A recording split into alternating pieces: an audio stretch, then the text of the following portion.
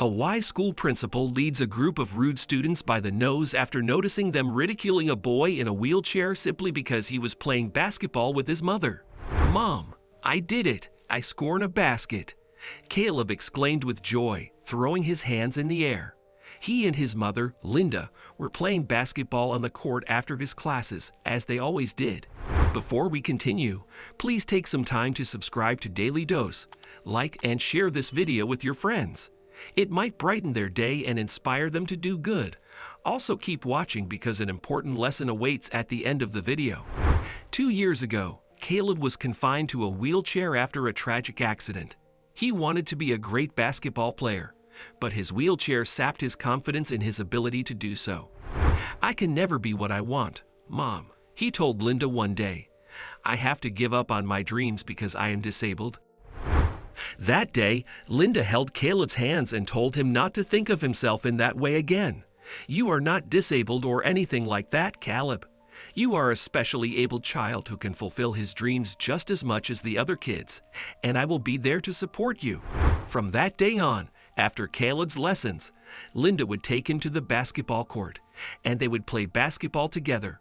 When Caleb didn't score a basket, he'd become discouraged and give up, but Linda always encouraged him to give it his all. That day, when Caleb finally scored a basket, his happiness knew no bounds. "I did it, Mom. Finally," he cried in delight. "I saw it, honey. See, I told you you could do it. I'm so proud of you. Let's try." A voice cut her off. "Don't put too much stock in yourself, loser. You're a cripple, and you'll be locked in that dirty wheelchair for the rest of your life." Caleb's smile faded when he noticed a group of boys from his class standing near the court's entrance. "This game isn't for losers like you, Caleb," exclaimed another. "Just go to your room and play board games. And who are you to tell my son what he should be doing?" Linda shot back. "Just get lost. You can't force us to go.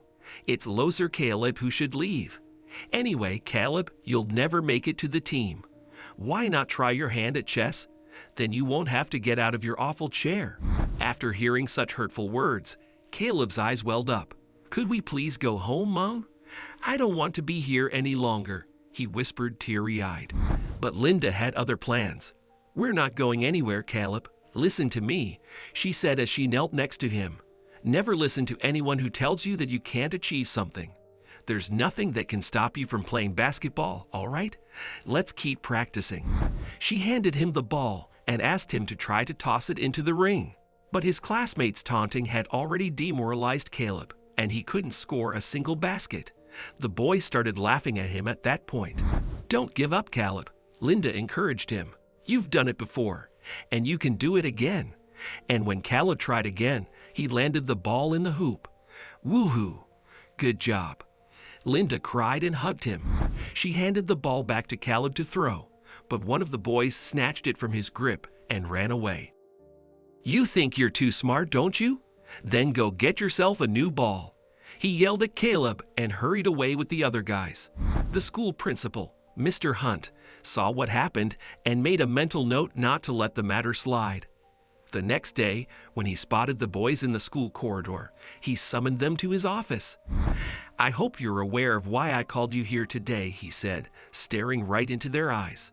"If not, let me just brief you about it." He told the boys he'd seen them teasing Caleb the day before. "And so," he went on, "you are going back to that court today after school and respectfully returning the ball to him. I hope I have been clear." But one of the boys tried to object, but Mr. Hunt wasn't about to let them off the hook. "Or you can meet me here again with your parents and get a temporary suspension. See, boys, you may despise me for what I'm doing today, but it's for your benefit. Actually, you should all learn something from your classmates." While Caleb can't walk, he's doing everything he can to prove himself worthy of what he wants to do in life. And what are you doing? Teasing and demotivating him? "That's ridiculous," he sighed. The boys said nothing and just stood there with their heads bowed in silence.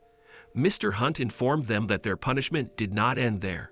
Also, he added, "After class, you will help the school janitor and clean the adjoining basketball court. I will not involve your parents in this if you do what I have instructed you properly and demonstrate to me that you've recognized your mistake." The boys didn't want to do any of it, but at this point, they didn't have a choice. They had to assist the janitor and clean the basketball court to comply with Mr. Hunt's orders. Not to mention, they had to apologize to Caleb, who had a big heart and forgave them. "If you guys mean it, I forgive you," he said. "Shall we be friends?" "No way," the boys grumbled. The rude boys refused to be friends with Caleb despite how nicely he treated them, but they learned their lesson and never bothered Caleb again.